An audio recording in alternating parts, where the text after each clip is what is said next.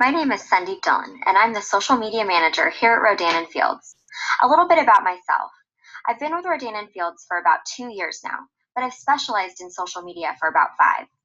Before I came here at RODAN & Fields, I was at the San Francisco Giants, and after that, I worked for the University of California, Berkeley, where I ran social media for their athletic department. So while skincare is a little bit different than football, social media best practices are relevant across different genres. And today I want to talk to you about 2 popular social networks that you can use to grow your business. So let's get right to it. Social media, simply put, is people having conversations online, and guaranteed that people are talking about your business and your brand, and it's time for you to be a part of that conversation. Now, while this can be overwhelming, and maybe you feel like your network is too small to make a difference on your business, don't worry, because even if you only have 5 friends, if you're posting engaging, relevant, authentic content, those 5 friends will engage with you, and then their 5 friends will see it, and their 5 friends will see it. And voila, you've grown your reach on social. It really is the ultimate refer a friend program. And essentially, that Kevin Bacon you reach out there could be your next PC or consultant.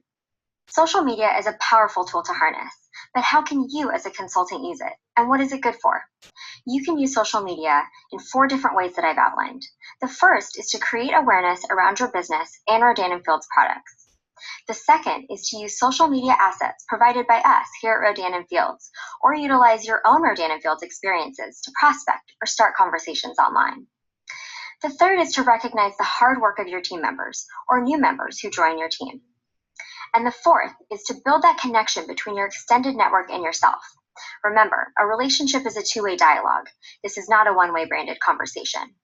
It's important to remember, social is just one step of the process, and it's great for these 4 points I've called out, but it doesn't replace that in-person interaction you should have with someone when you're trying to close the loop on a sale or someone interested in becoming a consultant. It's important to remember, it's not just about the content you post, it's about the context in which you're posting it.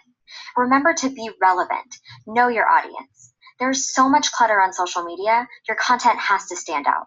Why should people engage with your content or visit your page?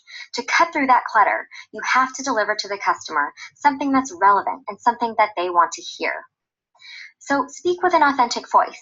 Be yourself. It will shine through and people will engage with you. Respect the relationship you have on social.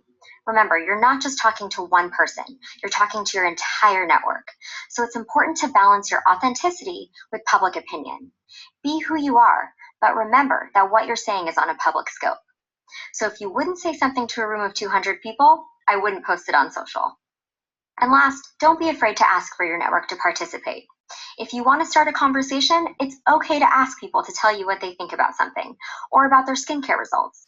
For example, if I posted what my morning skincare routine would be, it's okay to ask what others is. Start that conversation and engage back with your followers. So just like apples and oranges, when it comes to content on social, one size does not fit all. Each social channel, Facebook, Instagram, Twitter, they come with their own set of best practices. For example, it's like the difference between showing up to a networking event versus a happy hour with your coworkers versus drinks with your girlfriends. You wouldn't necessarily drink the same thing, wear the same clothes, or even behave the same in each situation. Social is no different. So today we'll talk about the differences between Facebook and Instagram. And although they're both channels where visual content is king, the execution for maximum engagement differs between each one. Instagram is really geared towards discovery and connecting your content with more general hashtags and casting your content to a wider net, while Facebook is more geared towards deepening those connections you have with your friends and friends of friends. And the more engagement you get, the wider your message travels.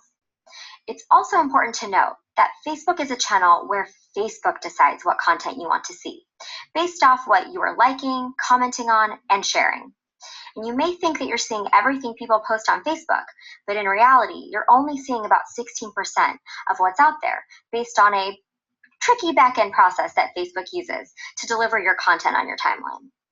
That's why it's so important to be mindful about what you're posting and make sure that it's the most engaging content you can put out there. Instagram, on the other hand, is a channel where you decide what content you see in your newsfeed. You get to pick who you follow and who follows you. So here are two examples of how content differs between Facebook and Instagram. This is an example of our sunscreen, and we posted it differently on each channel. On Facebook, you can see that the setup or the text leads first, and the visual, while highly important, comes after. The visual is a little bit more designed, but it's still eye-catching and it works for the channel. On Instagram, the photo is more fun, it's casual, and the photo is what comes first, and the text supports the image on Instagram. So let's start with Facebook. It's a great place to post your content, engage in conversations, prospect, and share your Rodan and Fields story. But there are some do's and don'ts that will help you succeed on the channel. So let's get right to it. We do want you to post about Rodan and Fields. It's a big part of your life and you want to share your experiences on Facebook. But we don't want you to make every single post about Rodan and Fields. If the only thing you are posting is RNF content, people may hide your posts or unfriend you. Aim for about 3 posts a week about Rodan and Fields. Next, we do want you to post engaging photos and videos. Facebook is a visual channel, and posting this kind of content will help you start conversations. However, we don't want you to post more than 1 photo a day unless it's part of an album. And your videos should be less than 2 minutes, but for social, research has shown that videos less than 30 seconds work best. Third, you should be finding ways to engage your audience, and then engage back with them. Ask them a question, and after they respond, follow up with a comment. But do not use this just to blast out your content. Your friends and followers want to hear your opinions and your voice. It's what humanizes you. And last, you should make your posts authentic and personal to you. So post your experiences, your thoughts, your before and after pictures. And don't make this your own personal marketing channel. People will see through that and stop engaging with you. Images are key on Facebook to make people stop and read your post. As you can see here, this is a very compelling photo of the results achieved using the reverse regimen. Wherever possible, try to make the photos you are sharing personal. Tell your story. And a compelling photo will make people stop to read what you wrote about. As you can see here in this example, this person posting did a great job with the text of her post. She tied in a common local weather phenomenon to Rodan and Fields products. But what is she missing? A great visual. Had she paired this with a compelling visual or a great product shot, more people would have stopped and read her post. People these days are usually in a rush, and most of them are on mobile, and they need things that will grab their attention. All right, let's move to Instagram, a platform we all love. I mean, come on, how much fun is it to post your favorite photos and to look at everyone else's? But there are some key do's and don'ts to help you with your success on this channel. First, do use hashtags. They are a great tool for discovery and awareness, and they are powerful. 83% of all Instagram posts contain a hashtag, and you can use specific hashtags to categorize your posts, such as hashtag Rodan and Fields, or RF Journey, or Count Wrinkles Out. And then you can pair those with more general hashtags that people will search for, such as hashtag skincare, hashtag anti-age. When people search those general hashtags, they will see yours and know that it's associated with Rodan and Fields. You're broadening the reach of your post by using general hashtags. Now, even though we love hashtags and they're great to use, market research shows that using more than 8 can detract from the engagement on your post. So stick to less than 8. Next, we do want you to post pictures of your everyday life. That's great, it's fun, it's personal, but don't post pictures that are inappropriate and can hurt your personal brand. Third, do post pictures of Rodan and Fields products and how you incorporate them into your everyday life.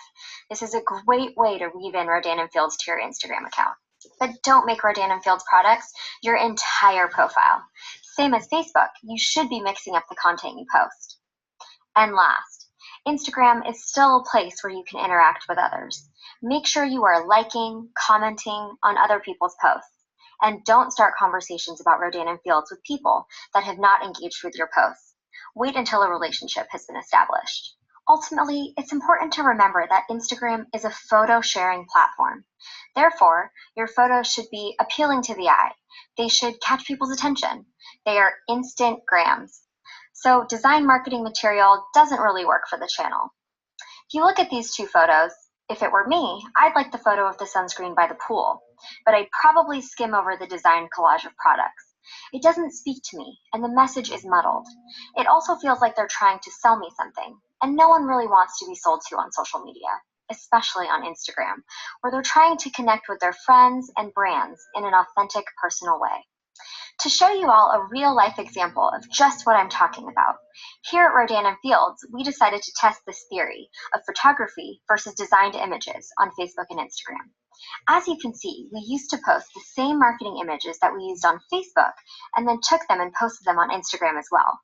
We weren't fitting the content for the channel. So after focusing on channel best practices, like using hashtags and posting more visually appealing photography to convey our message, our Instagram account has grown in followers since 2014 by 90%, and our average likes per photo went up from 50 to 400.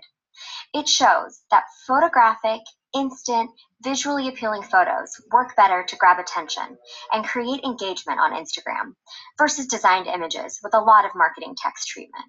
So now that you have learned some Facebook and Instagram best practices, go out there and get social. And if you aren't already, make sure to follow Rodan and Fields on Instagram and Facebook.